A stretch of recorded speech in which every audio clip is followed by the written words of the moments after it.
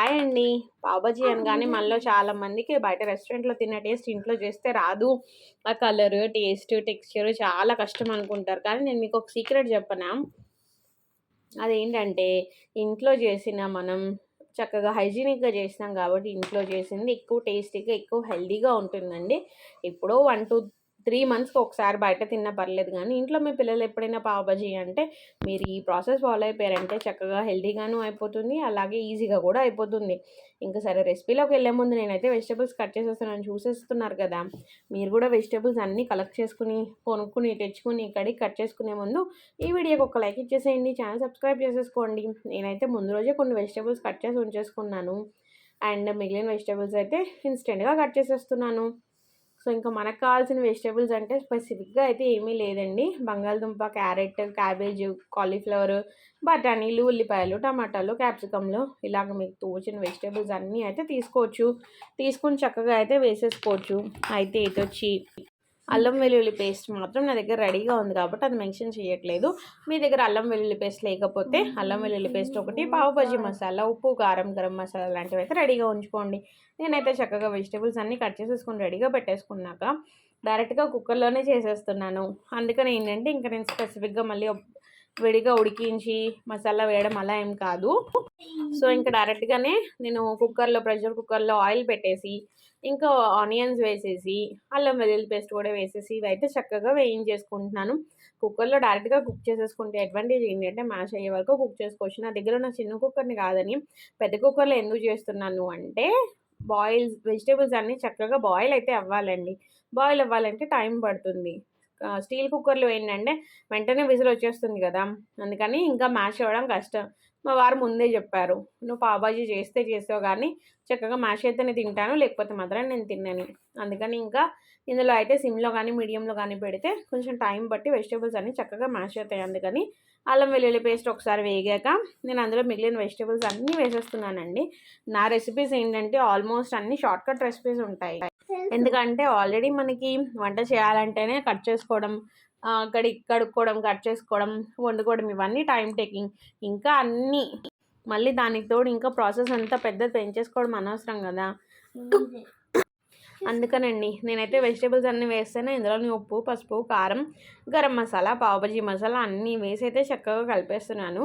అల్లం వెల్లుల్లి పేస్ట్ ఒక్కసారి వేగిపోయిందనుకోండి, వేగిపోయాక ఇంకా మనం ఆలోచించాల్సింది ఏమీ లేదు. అన్ని వెజిటబుల్స్ వేసేసుకొని చక్కగా సరిపడా వాటర్ పోసుకొని మీకు కావాల్సిన కన్సిస్టెన్సీకి సరిపడా వాటర్ వేసుకోండి. నేను పెద్ద ప్రెషర్ కుక్కర్‌లో వండుతున్నాను కాబట్టి వాటర్ తక్కువైతే పేలిపోతుంది. అందుకని కొంచెం తగినన్ని వాటర్ వేసుకొని చక్కగా ప్రెషర్ కుక్కర్‌లో విజిల్ పెట్టేయడమే. అయితే ఇక్కడ విజిల్ పెట్టేస్తే అడ్వాంటేజ్ ఏంటంటే వెజిటబుల్స్ అన్నీ ఇంకా మనం అస్తమానం చూసి ఆయిల్ అడిషనల్‌గా పట్టకుండా అన్నీ చక్కగా కుక్ అయిపోతాయి. అందుకని నేనైతే ఇలా షార్ట్‌కట్ ఎంచుకున్నానండి. సో, ఇంకా ఒక్కసారి పచ్చివాసన పోయే వరకు మాత్రం వేయించుకోండి. లేకపోతే అల్లం వెల్లుల్లి పేస్ట్ పచ్చివాసన ఉండిపోతే బాగోదు. సో, ఇంకా ప్రెషర్ కుక్కర్ పెట్టేసుకున్నాక గుర్తుంచుకోండి.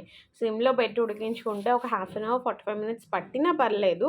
టైమ్ టేకింగ్ అయినా పర్లేదు. బట్ చక్కగా అన్ని వెజిటబుల్స్ మనకు కావాల్సిన కన్సిస్టెన్సీకి ఉడికిపోతాయి. నేనైతే ఒక 4 విజిల్స్ వచ్చే వరకు వెయిట్ చేసి 4 విజిల్స్ వచ్చాక చక్కగా తీసేసాను. తీసేస్తే చూసారా ఎంత బాగా కుక్ అయిపోయిందో. ఇంత బాగా కుక్ అయిపోయాక ఇంకా మనం నెక్స్ట్ చేయాల్సిన ప్రాసెస్ ఐదర్ దీన్ని మిక్సీలో మీరు బ్లెండ్ చేసుకోవచ్చు. లేదు ఇలా పొటాటో మ్యాషర్ తోటి కూడా మ్యాష్ చేసుకోవచ్చు. ఆ వెజిటబుల్స్ అయితే చక్కగా కుక్ అయిపోయాయండి. అందుకని ఇంకా నాకు మళ్ళీ ఎక్కువగా ఎక్స్ట్రాగా ఉడికించాల్సిన అవసరం కూడా లేదు. వాటర్ కొంచెం ఎక్కువైనట్టు అనిపించింది నాకు. అనిపించినా కానీ నేనేం చేశానంటే చక్కగా ఇలాగా కొంచెం మసాలాస్, కొత్తిమీర అవి వేసి మళ్ళీ ఎలాగ ఉడికిస్తాము అప్పుడు సరిపోతుంది కదా అని నేను ఇంకైతే ఉంచేసాను. మరీ ఎక్కువ అవ్వలేదు నాకు. అందుకని తినే టైంకి ఇలాగా కొంచెం మళ్ళీ అది చిక్కపడుతుంది కదా! అందుకని ఇంక నేను అలాగే ఉంచేసాను. బట్ అన్ని వెజిటబుల్స్ మ్యాష్ చేసుకోండి.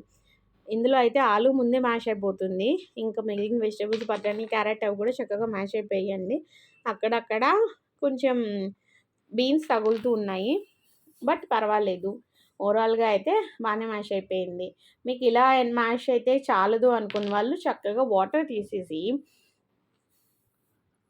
మీరు మిక్సీలో కూడా చేసేసుకోవచ్చండి. బట్ మిక్సీ చేసే ముందు మాత్రం ఒక్కసారి చల్లారనివ్వండి బాగా. లేకపోతే ప్రమాదం. మళ్ళీ మీదంతా పడిపోయిందనుకోండి, ఇంట్లో పడినా ఇబ్బందే, మన మీద పడినా ఇబ్బందే. అందుకని చల్లారే వరకు వెయిట్ చేసి చల్లారాక మిక్సీ పట్టేసుకోండి. మిక్సీ పట్టేసుకొని మళ్ళీ సేమ్ యాజ్ యూజువల్ ఉడికించిన దాంట్లోనే మళ్ళీ వేసేసి సాల్ట్, గరం మసాలా అడ్జస్ట్ చేసేసుకొని పెట్టేసుకోవడమే. చూసారా కన్సిస్టెన్సీ ఎంత బాగుందో, కలర్, కన్సిస్టెన్సీ అన్నీ అయితే సూపర్ ఉన్నాయండి. ఇంకా నేనైతే మార్కెట్ నుంచి పావు తెచ్చుకున్న పావు ఫ్రై చేసేసుకోవడం ఎంతసేపు చెప్పండి. మామూలుగా అయితే మనకి బయట హోటల్స్లోనూ గట్రా అయితే పావు బజ్జీ కూడా అదే పెనమే చేసేసి పావు బజ్జీ పక్కకు తీసేసి అందు మీదే పావు ఫ్రై చేసేసి ఇస్తాడు. అలా ట్రై చేద్దాం అనుకున్నాను కానీ మా వారంత మసాలా తినలేరు. ఇంకా అందుకని సర్లే ఆయనకు ఒకలాగా నాకు ఒకలాగా ఏం చేస్తానని డైరెక్ట్గా పావు ఒక్కటే ఫ్రై చేశాను. లేకపోతే పెనం మీద కొంచెం మీరు మసాలా వేసుకుని మసాలా కొంచెం ఉడికాక పానంతా స్ప్రెడ్ చేసుకుని అన్ని మీద కూడా మీరు పావుస్ వేసి ఫ్రై చేసుకోవచ్చు. టేస్ట్ కూడా బాగుంటుంది.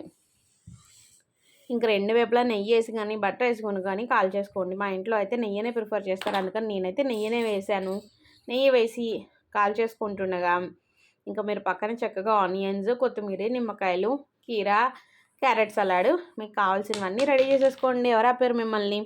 కానీ పావు బాజీ తినడానికి ఎవరు ఆపరు. కానీ సబ్స్క్రైబ్ చేసుకోండి ఛానల్.